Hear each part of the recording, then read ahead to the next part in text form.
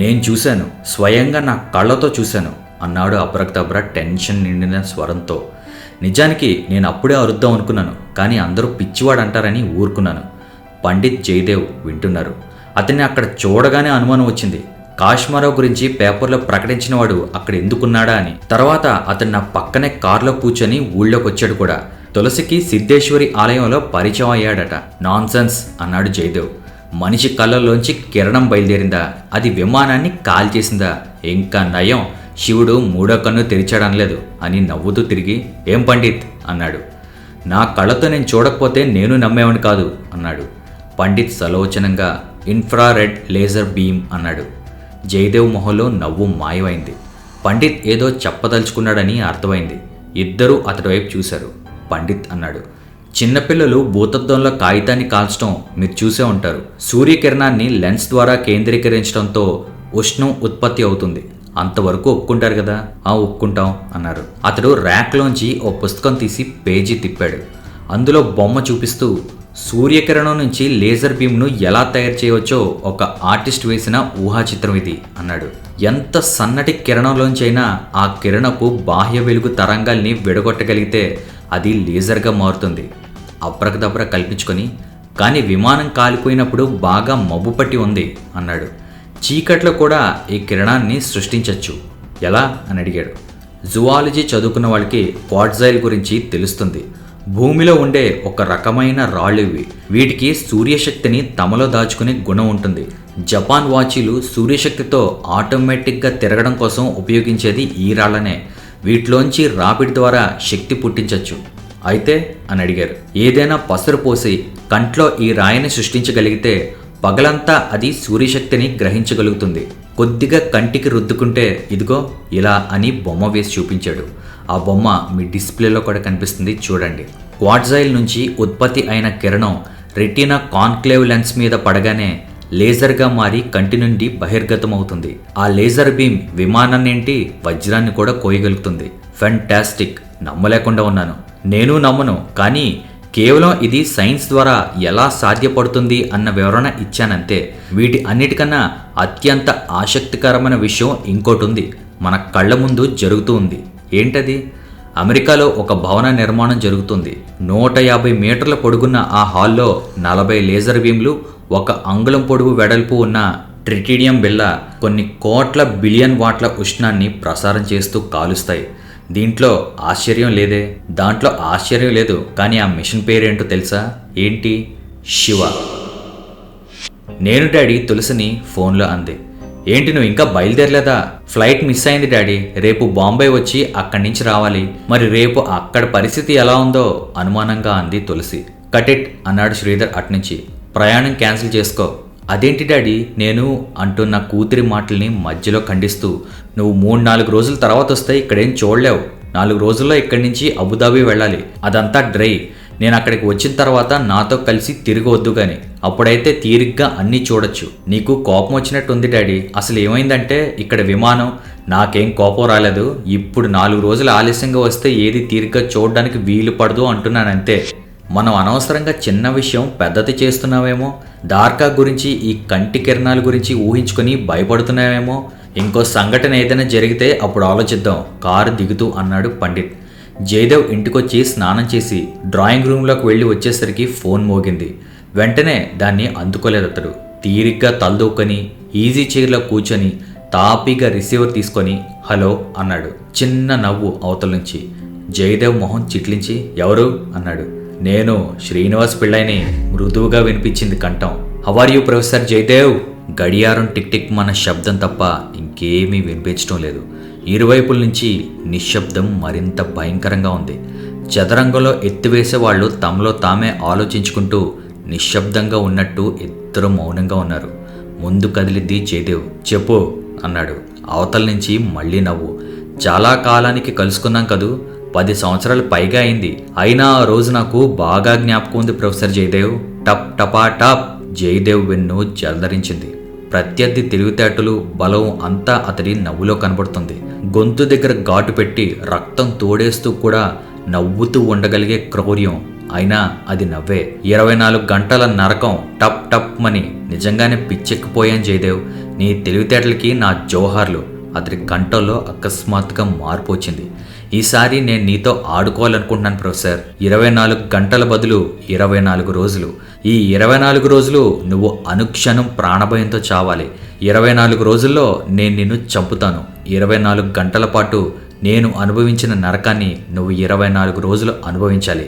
24 రోజు మరణం ఖాయం. ఫోన్ పెట్టేశాడు శ్రీనివాస్ పిళ్ళై. విశాలమైన రూమ్ మసక చీకటిగా ఉంది. పిళ్ళై లేచి అద్దం దగ్గరికి వచ్చాడు. డ్రెస్సింగ్ టేబుల్ పక్కనే బ్రీఫ్ కేస్ ఉంది.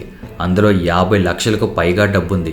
సిద్ధేశ్వరి రూపంలో ప్రజల అజ్ఞానం మీద సంపాదించింది. అతడు అద్దంలో చూసుకున్నాడు. జుట్టు మధ్య నుంచి 2 వైర్లు భుజం కిందకి. అక్కడ చిన్న ప్యాకెట్. శరీరంలో అంగంగా మారిపోయిన లోహపు ప్యాకెట్. జీవితాంతం దాన్ని భరిస్తూ తిరగడం ఎంత దుర్భరమో అది అనుభవిస్తున్న వాళ్ళకే తెలుస్తుంది. దీనికంతటికీ కారణం జయదేవ్. వాణ్ణి చంపాలి. సిద్ధేశ్వరి రూపంలో అది చాలా సులభమై ఉండేది. చంపడం మరింత ఆహ్లాదకరంగా కూడా ఉండేది. అలా జరగకుండా చేసింది ఇద్దరు. తన గమ్యం ₹1 కోటి సంపాదించడం. అది చేరకముందే అడ్డుపడింది ఇద్దరు. వాళ్ళని చంపాలి. దార్కా రక్తంతో గోడ మీద పేర్లు రాసినట్టే పిళ్ళై పెన్తో అద్దం మీద ఆ పేర్లు రాశాడు. ప్రొఫెసర్ జయదేవ్, తులసి, దార్కా. తెలివైన వాళ్ళు తాము చంపాలనుకున్న వాళ్ళని కత్తుల ద్వారా కానీ పిస్తోళ్ల ద్వారా కానీ చంపరు. మానసికంగా హింసించి చివరి వరకు ప్రాణం పోయేటట్లు చేస్తారు. శ్రీనివాస్ పిళ్ళై తెలివైనవాడు చాలా. శ్రీనివాస్ పిళ్ళై తన ప్రత్యర్థుల్ని చంపడానికి 24 రోజులు గడువు పెట్టుకున్నాడు. దానికి కారణం అతడు అనుభవించిన 24 గంటల బాధ. దార్కా కూడా తన ప్రత్యర్థుల్ని చంపడానికి 24 రోజులు గడువే పెట్టుకున్నాడు. కాశ్మోరా నిద్రలేచేది ఆ రోజు నుంచి సరిగ్గా 17 రోజులకు. ఆ పైన తులసిని బాధించేది 7 రోజులు. మొత్తం కలిపితే 24 రోజులు. తులసి గాని శ్రీనివాస్ పిళ్ళై ఎత్తుకు బలి కాకపోతే కాశ్మోరా వల్ల మరణించేది 24 రోజు. ఈ లోపునే మరణిస్తే తిరిగి అసంతృప్తుడైన కాశ్మోరా ఏం చేస్తాడు? ఈ మారణహోంలో మరణించవలసిన 6గురిలో ఎంతమంది మరణిస్తారో, ఇంకా ఎంతమంది అమాయకులు వాళ్లతో పాటు బలి అవుతారో 24 రోజుల కాలమే నిర్ణయిస్తుంది. ఈ 24 అన్న సంఖ్యకు ఆ విధంగా ఆ రోజు చాలా ప్రాముఖ్యత లభించింది. ఏది ఏమైనా తమ తమ ఆయుధాలైన క్షుద్రశక్తుల్ని, సైంటిఫిక్ ఇన్స్ట్రుమెంట్స్ని సిద్ధం చేసుకొని ప్రత్యర్థుల్ని చంపడం కోసం చదరంగపు పావుల్ని సరిచూసుకుంటున్నారు దార్కా, శ్రీనివాస్ పిళ్ళైలు. శారద భర్తకు ఉత్తరం రాయడం పూర్తి చేసింది. కూతురి అభినందన తాలూకా ఫోటో కూడా కవర్లో పెట్టి అంటించింది. ఆ రోజు పొద్దున్నే తులసి పుట్టినరోజు తాలూకా గ్రీటింగ్స్ పంపాడు శ్రీధర్. ఇంటికి ఫర్లాంగ్ దూరంలో పోస్ట్ బాక్స్ ఉంది. స్వయంగా పోస్ట్ చేయడానికి బయలుదేరింది. పోస్ట్ చేసి వస్తుంటే ఎదురింటి ముందు లారీ ఆగడం చూసింది. సామాన్లు దింపుతున్నారు. లారీ పక్కనే వాకింగ్ స్టిక్తో ఒక ఆయన నిలబడి ఉన్నారు. పాష్ కాలనీలో ఒకరి గురించి ఒకరు పట్టించుకోరు. ఆమె లోపలికి వచ్చేసింది. దాదాపు అరగంట తర్వాత కాలింగ్ బెల్ వినిపించింది. ఎదిరింటి ఆయన. నమస్తే. ఆమె గుర్తుపట్టి లోపలికి రండి అంది. వద్దు వద్దు అన్నాడు. ఎదురింటికి కొత్తగా వచ్చాను, కొద్దిగా అగ్గిపెట్టుంటే ఇస్తారా? లోపల నుంచి తీసుకొచ్చి ఇచ్చింది. చాలా దూరం వరకు షాపులు లేవు అన్నాడు ఆయన. శారద నవ్వుతూ తలూపి ఏమైనా కావాలంటే అడగండి, మొహమాట పడద్దు అంది. కావాల్సి వస్తుంది అనుకోను, నేనొక్కడనే 2 గుప్పెళ్ల బియ్యం వండుకుంటే సరిపోతుంది. ఆయన మాటల్లో తెలుగుతనం ఆమెకు నచ్చింది. లోపలికి రండి అంది అడ్డు తొలుగుతూ. మీరొక్కరేనా? అవును అన్నాడాయన వచ్చి కూర్చుంటూ. నా భార్య చనిపోయి 15 సంవత్సరాలైంది. ఐఎమ్ సారీ అంది. పర్లేదు అన్నట్టు ఇంతకీ నా పేరు చెప్పలేదు కదా? డాక్టర్ వెంకట్. పూర్తి పేరు వెంకటేశ్వర్లు అనుకోండి, కొంచెం కట్ చేశాను. వైజాగ్ మెంటల్ హాస్పిటల్లో డాక్టర్గా పనిచేసి రిటైర్ అయ్యాను. ఇక్కడ హిప్నోథెరపిస్ట్ కమ్ సైకాట్రిస్ట్గా ప్రాక్టీస్ చేయాలనుకుంటున్నాను. ఆమె ఆసక్తిగా నవ్వింది. హిప్నోథెరపిస్ట్ అనగానే జయదేవ్ జ్ఞాపకం వచ్చాడు. మా అమ్మాయికి తెలిస్తే ఇంకా ప్రశ్నలతో మిమ్మల్ని వేధించి చంపుతుంది. ఆయన నవ్వారు. నాకు ప్రాక్టీస్ పెరిగే వరకు ఎలాగో కంపెనీ కావాలి, చంపనివ్వండి. ఆమె ఏదో చెప్పబోయి ఆగింది తులసి గురించి. కానీ ఇంకా పరిచయం పెరగకుండానే చెబితే బాగోదని ఊరుకుంది. ఆయన చెంప మీద కొట్టుకొని దోమలు ఎక్కువ ఇక్కడ అన్నాడు. చాలా ఎక్కువ. ఎన్ని మస్కిటో కాయిల్స్ వాడినా లాభం ఉండట్లేదు. అల్ట్రాసోనిక్ రిపెల్లర్ వాడండి, కొత్తగా మార్కెట్లోకి వచ్చింది, ₹150 ఉంటుంది. శారద నవ్వి ఊరుకుంది. ఆయన లేచి నిలబడ్డాడు. వెళ్ళొస్తాను అన్నాడు. ఈరోజు సాయంత్రం 5ంటికి చిన్న పార్టీ ఉంది. మా అమ్మాయి పుట్టినరోజు ఇవాళ. ఎన్నో సంవత్సరం వస్తుంది? 21 నిండుతుంది ఇంగ్లీష్ లెక్క ప్రకారం అని ఆగి డాక్టర్ అంది. మెట్లు దిగుతున్న ఆయన ఆగాడు. ఆమె కొద్దిగా తటపటాయించి, తులసిని కాస్త పరీక్ష చేయాలి మీరు అంది. ఆయన విస్మయంతో, ఏమైంది అన్నాడు. కాస్త పరీక్ష చేయాలి మీరు. పైకి చాలా హుషారుగా ఉత్సాహంగా ఉంటుంది, కానీ ఈ మధ్య ఓ నెల నుంచి అదోలా ఉంది. పైకి కనబడదు, కానీ లోపలే ఏదో కుమిలిపోతుందని నా అనుమానం. మీరు సైకాలజిస్ట్ కదా, కొంచెం ఎగ్జామ్ చేయండి. తులసి మనసులో బాధపడుతుందని మీకు ఎలా తెలుసు? ఒక్కతే కూర్చొని ఏమైనా ఆలోచిస్తూ ఉంటుందా? రాత్రిళ్ళు ఏడుస్తూ ఉంటుందా? అన్యమనస్కంగా ఏమైనా ఉంటుందా? అలాంటిదేమీ లేదు డాక్టర్. చాలామంది ఆడపిల్లల కంటే తులసి చాలా హుషారైన అమ్మాయి. మరి మనసులో బాధపడుతుందని ఎలా అంటున్నారు? మీరు సైకాలజీ చదివారా? కూతురి గురించి తెలుసుకోవడానికి ప్రతి తల్లి సైకాలజీ చదవక్కర్లేదని నేను అనుకుంటాను డాక్టర్. ఆయన కొద్దిగా దెబ్బతిని తర్వాత బిగ్గరగా నవ్వేస్తూ, సరే సరే చూస్తాను అన్నాడు.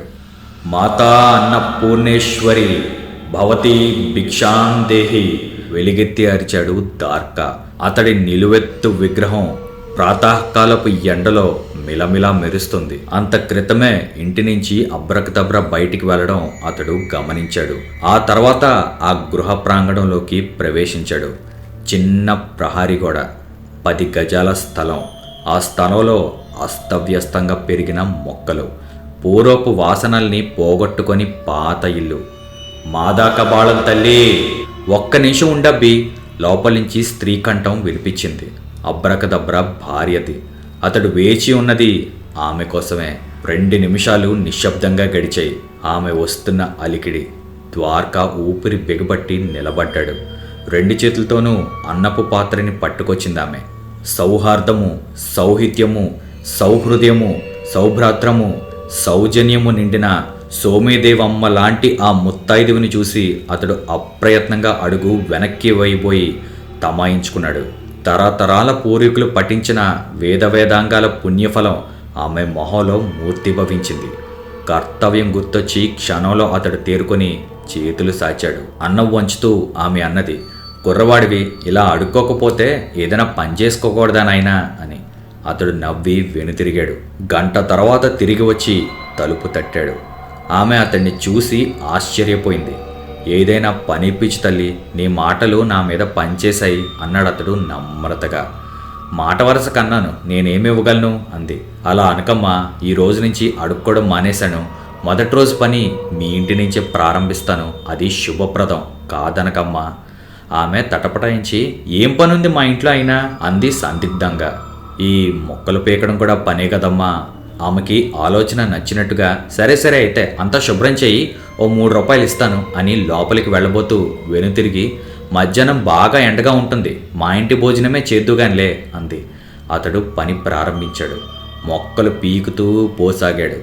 అరగంట తర్వాత మొక్కల్లో చిక్కుకొని దొరికాయి. కిటికీలోంచి ఉండ చుట్టి పడేసిన తల వెంట్రుకలు. అవి తీసుకొని అతడు బయటకొచ్చేశాడు. నల్లంచి పిట్ట రక్తం, గాడిదల్లద్దే, తెల్ల కిరసనాయిలు, పోర్టు వైను కలిపి ఉడకబెట్టి ప్రయోగం చేయాలి. 10 రోజులు మౌనంగా ఆవాహన చేయాలి. 22 రోజులు శుష్కించి రోగి కన్నుమూస్తుంది.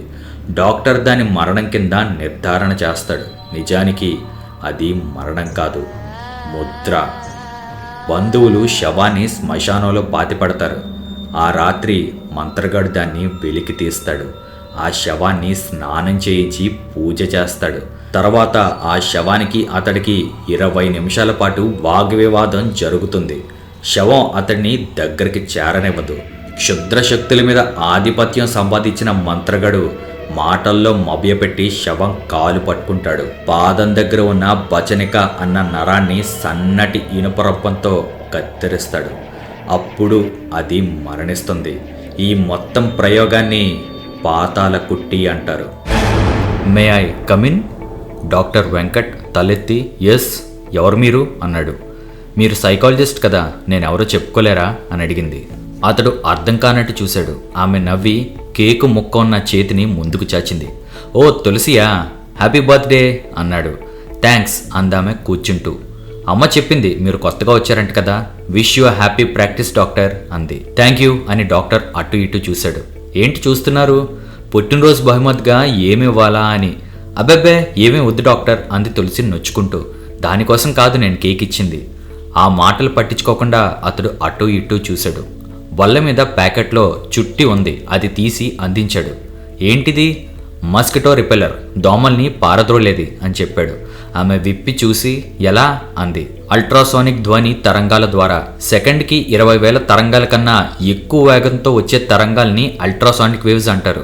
అవి మనం వినలేం, దోమలు విని భరించలేక పారిపోతాయి. 20,000 దాటితే అల్ట్రాసానిక్, 20 లోపు అయితే ఇన్ఫ్రాసానిక్ అని ఆగి తులసి సలోచనంగా 20 కన్నా తక్కువ తరంగాల్ని మనిషి గొంతు సృష్టించలేదా అని అడిగింది. లేదు, కొన్ని ప్రత్యేకమైన అక్షరాలు హ్రీం హ్రీం అన్నవి 20 కన్నా తక్కువ తరంగాల్ని సృష్టించగలిగితే అది ఎదురు మనిషిని చంపుతుందా ఇన్ఫ్రాసానిక్ వేవ్స్ ద్వారా? డాక్టర్ నవ్వి, క్షుద్రశక్తుల్ని నమ్ముతావా నువ్వు అని అడిగాడు. లేదు లేదు, నెవర్ అంది తులసి. హేతువాదం గురించి మా అమ్మ ఇలానే వాదిస్తూ ఉంటుంది అని నవ్వింది. అంతలోనే జ్ఞాపకం వచ్చినట్టు లేచి, పార్టీకి టైం అయిపోయింది డాక్టర్, ముందు మీకు స్వీట్ ఇవ్వాలని ఇంకా నేను కొయ్యకుండానే పట్టుకొచ్చాను అని వెళ్ళబోయింది. నీ ప్రెజెంటేషన్ అన్నాడు. ఆమె ప్యాకెట్ తీసుకుంది. ఇంకోసారి థ్యాంక్స్, చాలా విలువైంది ఇచ్చారు అంది. విలువైంది కాదు, 150 రూపాయలు మాత్రమే అన్నాడు. ఆమె వెళ్ళిపోయింది. స్ప్రింగ్ డోర్స్ ఆమె వెనుకే మూసుకుపోయాయి. పార్టీ బాగా జరిగింది, అందరూ వచ్చారు. శ్రీధర్ ఒక్కడే లేడు. అయితే శారద దాన్ని బయటపడినవ్వలేదు. ఇంకో 10 రోజుల్లో వచ్చేస్తున్నాడన్న సంతృప్తి. పార్టీలో పెళ్లి ప్రసక్తి వచ్చింది. తెచ్చింది కూడా అబ్రకదబ్రే. తులసి వంగి కేక ముక్కలు కోస్తుంటే చెవి దగ్గర రహస్యంగా 21వ సంవత్సరంలో పెళ్లి చేసుకోవడం అదృష్టం అని సంఖ్యాశాస్త్రం చెప్తుంది. ఎందుకో తెలుసా అన్నాడు. తులసి చురుగ్గా కళ్ళెత్తి ఎందుకు అంది. 2 కన్నా 1 తక్కువది, 2కి ఎడం వైపు ఉంటుంది. ఆ సంవత్సరంలో పెళ్లి చేసుకుంటే మొగుడు 1 అంకెలాగా చురుగ్గా ఉంటాడు, కానీ 2కి అణిగిమణిగి ఉంటాడు. ఇంకే సంఖ్యకి ఆ ప్రత్యేకత లేదు. 20లో చేసుకుంటే మరీ మంచిదిగా పండిత్ అడిగాడు. అప్పుడు మొగుడు వ్యక్తిత్వం 0 అవుతుంది. అందరూ గొల్లుమన్నారు. అప్పటికే తులసి మొహం బాగా ఎర్రబడింది. నేను అసలు పెళ్లి చేసుకోను అంది రోషంతో. ఈ వయసులో అందరూ అలా అన్నవారే అన్నాడు డాక్టర్ పార్థసారథి. నా స్వానుభావం మీద చెప్తున్నాను, పెళ్లి చేసుకున్న మొగాడి కంటే చేసుకొనివాడు 360 రెట్లు అదృష్టవంతుడు అన్నాడు. నేనన్నది ఆడవాళ్ళ సంగతిలే అన్నాడు డాక్టర్. విజ్ఞానంతో ప్రగతి సాధించడం, సైన్స్, వీటన్నిటికన్నా తన సంసారాన్ని సరిగ్గా చూసుకోవడం, పిల్లల్ని కండం, వీటిలో ఎక్కువ సంతృప్తి లభించేది స్త్రీలకే. మిగతా వాళ్ళకి వినబడకుండా అబ్రకదబ్రా పార్థసారథితో, పిల్లల్ని కండం సైన్స్లో ఏ భాగం గురుగారు? ఫిజిక్సా, కెమిస్ట్రీనా, జువాలజీనా అని అడిగాడు. పార్థసారథిని ఏడిపించడం అబ్రకదబ్రా దినచర్యలో ఒకటి. ఇక్కడ అతడిలా సంతోషంగా జోకులేస్తుంటే అక్కడ అతడి భార్య పక్క మీద అటు ఇటు పొర్లుతుంది. ముందామెకి బాగా దాహం వేసింది. వెళ్ళి తాగింది. 5 నిమిషాల తర్వాత మళ్ళీ దాహం వేసింది. అరగంటలో తను దాదాపు 15 గ్లాసుల నీరు తాగడం ఆమెకి ఆశ్చర్యం కలిగించింది. వచ్చి పడుకున్నాక కొంచెం సేపటికి కడుపు వైపు పక్కటెముకల కింద బగ్గు బగ్గున ఏదో మండుతున్న భావన. ఆమె పళ్ళు బిగించి బాధని అణుచుకుంది. ఆ తర్వాత 5 నిమిషాలకి ఓ చిత్రం జరిగింది. నోట్లోకి లాలాజలం విపరీతంగా రాసాగింది. ఆమె పక్క మీద నుంచి లేవబోయింది. కానీ ఏదో అదృశ్య శక్తి నొక్కి పెట్టినట్టు నిస్త్రణతో లేవలేకపోయింది. చాలా బలవంతం మీద లేచి వాష్ బేసిన్ దగ్గరకు వెళ్ళడానికి ప్రయత్నం చేసింది. కళ్ళు తిరిగాయి. మోచేతుల దగ్గర సూదులతో పొడుస్తున్న బాధ. అతి బలవంతం మీద మరో అడుగు వేసి కుప్పగా కూలిపోయింది. అదే సమయానికి దార్కా మొదటి అంకం పూర్తి చేసి శ్మశానంలో 2వ వాయువు ప్రయోగించడానికి సిద్ధపడ్డాడు. వెదోజోక్ లేకు అన్నాడు పార్థసారథి. ఏది జోకు, పిల్లల్ని కండమా సైన్సా అడిగాడు అబ్రకదబ్రా. శారద ఐస్ క్రీమ్ తీసుకురావడం కోసం లోపలికి వెళ్ళింది. ఈ సంభాషణ వింటున్న తులసి మొహం క్రమక్రమంగా పాలిపోవడం అక్కడెవ్వరూ గమనించలేదు. ఆమె పెదవులు ఎందుకో సన్నగా వణుకుతున్నాయి. భయంతో వేళ్లు చివర్లు కంపిస్తున్నాయి. అస్పష్టమైన వ్యాధిని కళ్ళు సూచిస్తున్నాయి. ఆమె తల్లి అనుకుంటున్నది కరెక్టే. ఆమె ఏదో బాధపడుతుంది దేనికో. తులసిని చేసుకోబోయే కుర్రవాడు తెలివైనవాడు, జీవితం పట్ల స్థిరమైన అభిప్రాయం అన్నవాడు అయి ఉండాలి అన్నాడు జయదేవ్. అప్పుడు వినబడింది నవ్వు తులసిది. అతడు తులసి వైపు చూసి, ఏ నేను చెప్తున్న దాంట్లో తప్పేమైనా ఉందా అని అడిగాడు. తులసి ఇంకా నవ్వసాగింది. ఆమె మామూలుగా నవ్వడం లేదని, అందులో హిస్టీరియా లక్షణాలున్నాయని మొదట గ్రహించింది జయదేవ్.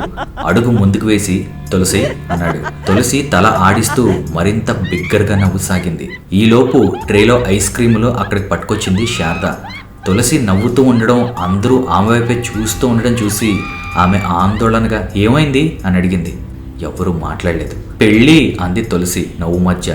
మళ్ళీ తెరలు తెరలుగా నవ్వు. జయదేవ్ అడుగు ముందుకు వేసి తులసి చెంపు మీద ఫటీల్మని కొట్టాడు. ఆమె నవ్వు ఆగిపోయింది, కానీ అది ఏడుపులోకి దిగింది. చేతుల్లో మొహం దాచుకొని ఏడవసాగింది. శారద ఈ దృశ్యాన్ని చూసి ట్రే వదిలేసింది. భళ్ళుమనే శబ్దంతో ఐస్ క్రీమ్ కప్పులు బద్దలైపోయాయి. మళ్ళీ నిశ్శబ్దం. అబ్రకదబ్రా తులసితో ఏదో అనబోయి జయదేవ్ సైగతో ఆగిపోయాడు. జయదేవ్ చేతివేళ్లు తులసి తల నిమ్మరసాగాయి. అందులో రిథం ఆమెని తాత్కాలికమైన ట్రాన్స్లోకి పంపింది. 5 నిమిషాల తర్వాత ఆమె కళ్ళు విప్పింది. ఎలా ఉంది అడిగాడు జయదేవ్. తులసి ఆశ్చర్యంతో ఏమైంది నాకు అంది. పార్థసారథి చెప్పబోతూ ఉంటే జయదేవ్ ఏం కాలేదులే, నిద్రొస్తుందన్నావు అన్నాడు. సారీ అంకుల్ అంది తులసి నవ్వి. అలా అనిపించింది. అక్కడున్న వాళ్ళందరూ మొహామొహాలు చూసుకుంటున్నారు. వాతావరణాన్ని మామూలుగా మార్చడం కోసం జయదేవ్ శారద వైపు తిరిగి ఇంకా ఐస్ క్రీమ్ ఉందా అని అడిగాడు. శారద తెప్పరిల్లి ఉంది తెస్తాను అని లోపలికి వెళ్ళింది. టెన్షన్ రిలాక్స్ అయింది. పూర్వపు వాతావరణం నెలకొంది. ఐస్ క్రీమ్ కప్పులు బద్దలైన శబ్దంతో ఆగిపోయిన సాలెపురుగు తిరిగి బల్ల కింద కూడిని జాగ్రత్తగా అల్లసాగింది. శ్రీనివాస్ పెళ్ళై కారు సత్రం ముందు ఆగింది. దార్కా గురించి వాకప్ చేయడం కోసం. సత్రం గుమస్తా జవాబు ఒకటే, ఎక్కడో పని దొరికిందట గాంధీ స్ట్రీట్లో, అక్కడికి వెళ్ళిపోయాడు అన్నాడు. పెళ్ళై ఆలోచించాడు. సిద్ధేశ్వరి రూపంలో ఉన్నప్పుడు దార్కా అన్న మాటలు గుర్తున్నాయి. తులసి మీద కాశ్మీర ప్రయోగాన్ని విఫలం చేసిన వాళ్ళ కోసం అతడు వెతుకుతున్నాడు అని. వాళ్ళు ఈ పాటికి దొరికుంటారు. ఈ పాటికి అతడికి దొరికిన పని అంటే వాళ్ళని చంపడమా? గాంధీ స్ట్రీట్ అంటే విద్యాపతి.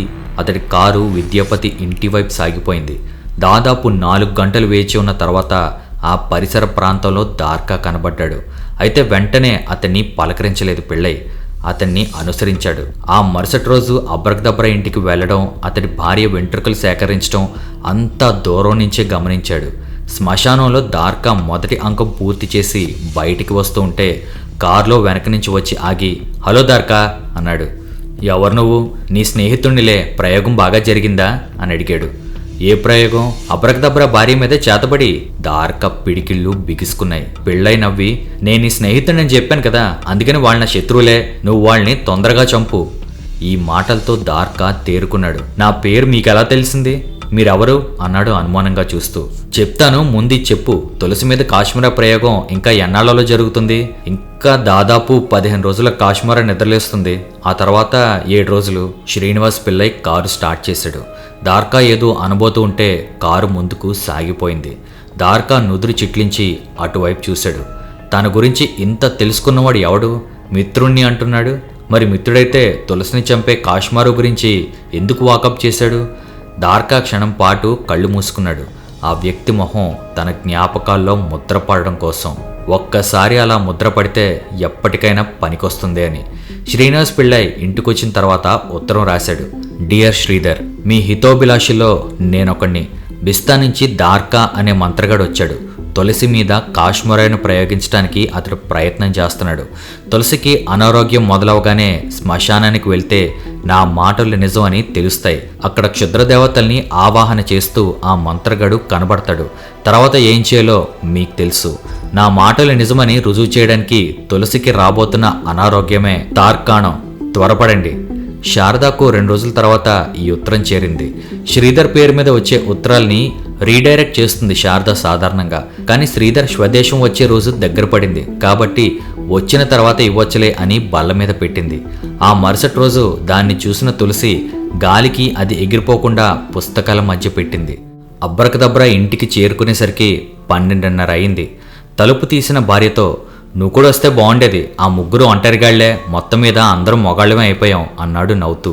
ఎప్పుడూ ప్రసన్నతతోనూ గంభీరంతోనూ ఉండే ఆమె మొహలో ఆ రోజు అలసట బాధ చోటు చేసుకుని ఉండడం మసక చీకట్లో అతడు గుర్తించలేదు. ఆమె ఆ రోజు తన అస్వస్థత గురించి అతడితో చెప్దాం అనుకుంది, కానీ మళ్ళీ ఇప్పుడు బానే ఉంది కదా అని సరిపెట్టుకుంది. ఆమె వంటిల్లు సర్ది వచ్చేసరికి బ్రాహ్మణ్ పడుకుని ఉన్నాడు.